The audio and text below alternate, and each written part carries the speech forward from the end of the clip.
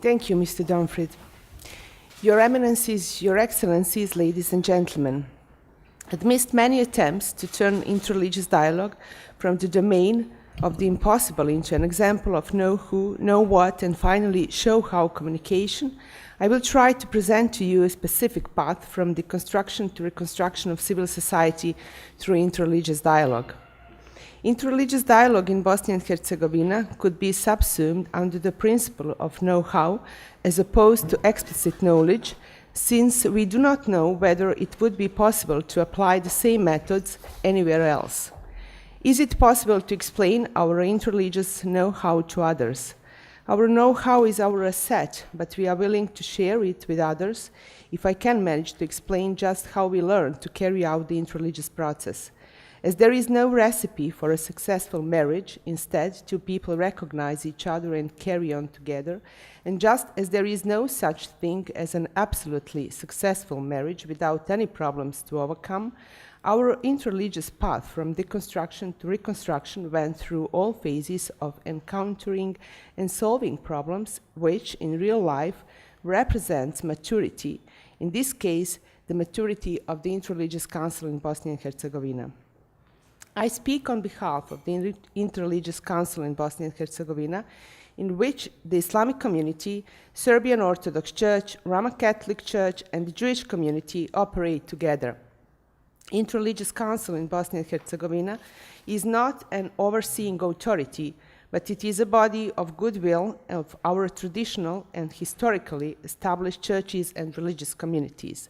It is a body in which decisions are made by consensus rather than by voting and outvoting.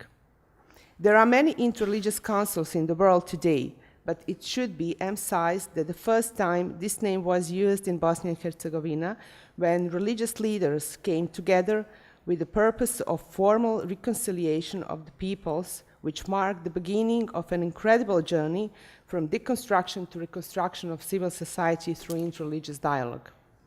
Imagine a complete deconstruction in the material and moral sense, endless hatred amidst this total chaos and abuse of religion resulting from the lack of religious knowledge, atheism, and banishment of God. I take this standpoint when speaking about this time period, even though crimes were committed in the First and Second World War, when there was no atheism in such form. However, going back again in 1997, when the Interreligious Council in Bosnia and Herzegovina was established only a year and a half since the war ended, it was quickly realized that, I will quote here Dr. William Bentley, Secretary General of the Religious for Peace, peace has always been more than the absence of war or violence. I will stress the name of Dr. William Bentley because if I may notice, the personality is very important in such process as interreligious dialogue is, and Dr. William Bentley had that kind of personality for our beginning of the Interreligious Council, so he helped us at the very beginning. At the outset of my interreligious engagement 15 years ago, I realized that the form often slides by and the essence remains intact, namely in the public discussion, part of a conference on the topic of reconciliation in the Balkans. One participant spoke about the dire necessity of reconciliation.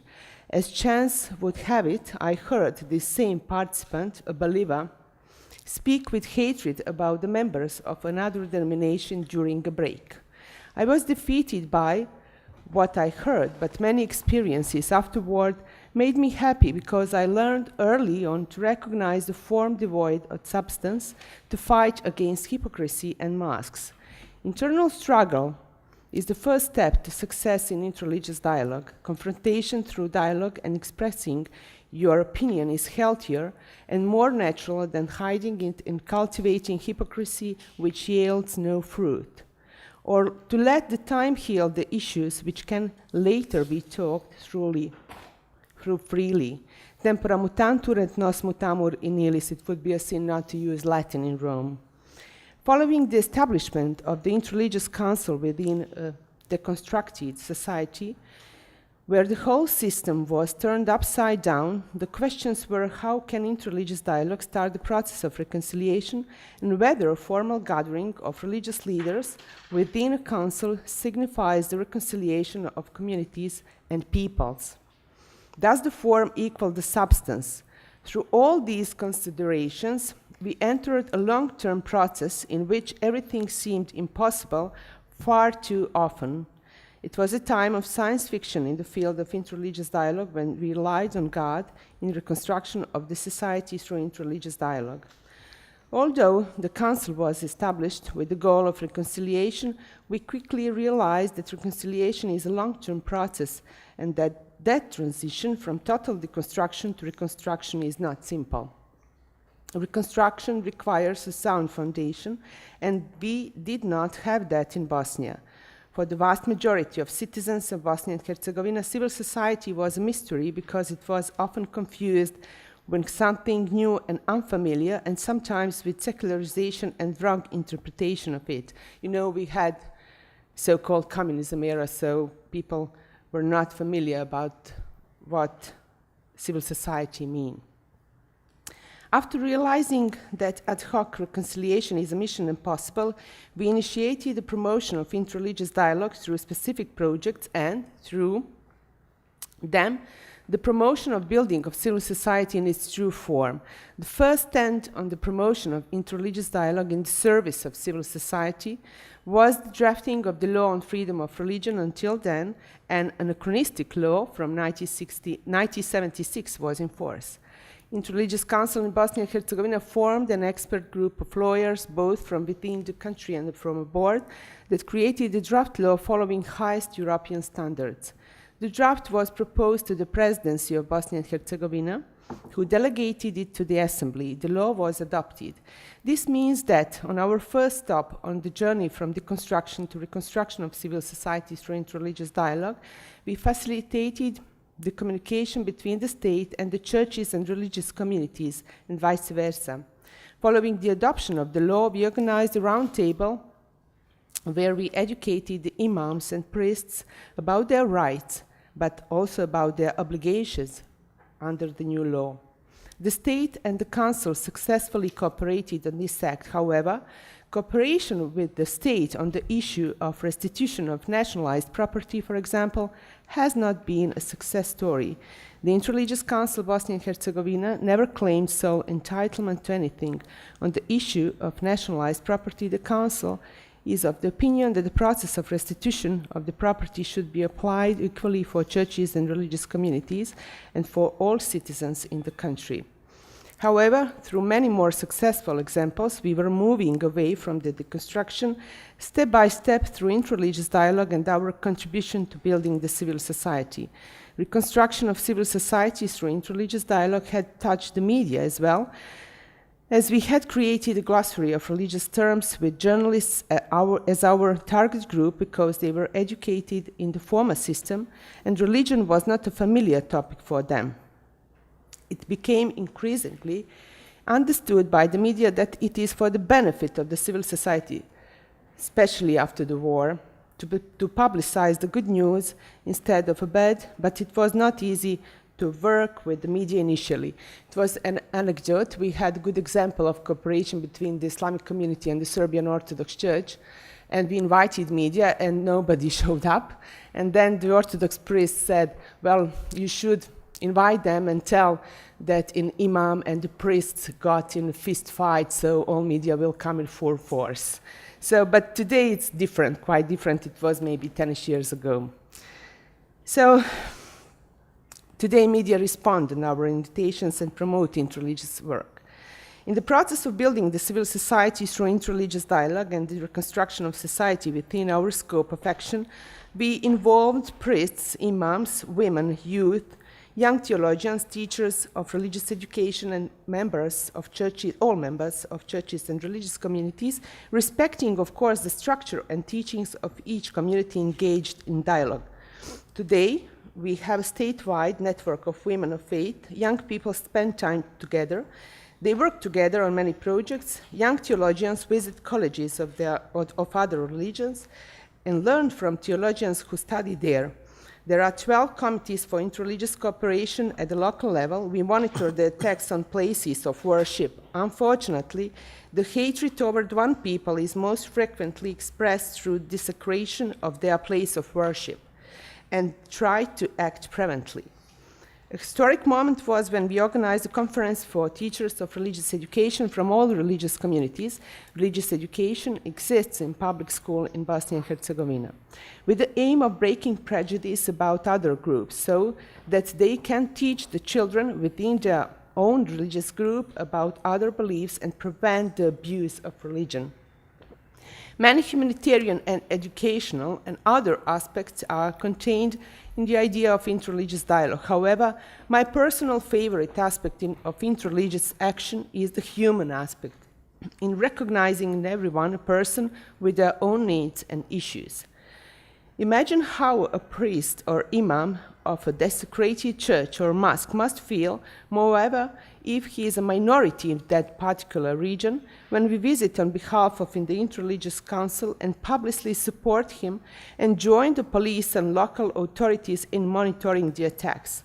Aside from the official investigation overseen by the Council, I remember the look in the eyes of every priest and imam. I remember every hand grasping mine in gratitude and the infinite trust. We have created an environment of trust and confidence in communication, and that is our favorite aspect of Reconstruction. You know, immediately after the war, it was mission impossible for, as I'm the member of the Serbian Orthodox Church, I'm Orthodox Christian, it was mission impossible, for example, for imam to invite me and complain about some problems. But today is normal. Imams invite me to complain and to tell about their own problems, to ask for some advice, and vice versa. The same is with my colleague from Islamic community, that he is invited by Christian clergy complaining about their own problems. So that trust we have after almost 20 years of our work is something that we are very proud of. And through this project of monitoring the attacks on places of worship, the Interreligious Council in Bosnia and Herzegovina contributes to the initiative of adopting the UN resolution on the protection of sacred sites throughout the world. The journey from deconstruction to reconstruction of civil society through interreligious dialogue takes a lot of work as well as a lot of patience, because every epoch and every area are specific and unique and have their own know-how. Sometimes an initiated process can be completed only through waiting, through faith. Through interreligious dialogue, churches and religious communities can give their maximum in building of civil society. In conclusion, in order to transition from the construction of a society into its reconstruction and to follow the path towards successful building of civil society through interreligious dialogue, taught by its experience, the Interreligious Council in Bosnia and Herzegovina recommends the following: respect an individual because they are each unique. Respect the structure of churches and religious communities because they are not hippie communes, but communities with their own teachings and regulations. Respect others' pain as no one has exclusive right to pain. Recognize hypocrisy as a form without substance. When you cannot understand someone, put yourself in their situation, slip inside a pair of their shoes, walk in them, and you will clear away any confusion. You will then be able to join the reconstruction of civil society through interreligious dialogue with an open mind and clear conscience. Interreligious dialogue exists institutionally, for example, the Interreligious Council in Bosnia and Herzegovina. Interreligious dialogue serves to demolish the walls of prejudice within ourselves and then the walls further afield in the community and the society.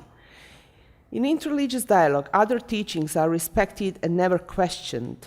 Interreligious dialogue exists in everyday communication, and that is the strongest institution of interreligious dialogue. This microcosmos of interreligious dialogue, of the culture of interreligious communication through which we express our mutual respect, provides us with the strength and power to believe that everything is possible because If it was not, we would not be where we are now, attempting to use interreligious dialogue in building a future for humans who are still God's most perfect creation. And that perfection gives us the love that we need to have for each other, so that each believer might become an interreligious dialogue diplomat with strong sensitivity, love, and knowledge of others, and in the end, that each believer considers interreligious dialogue as part of cultural diplomacy. Thank you.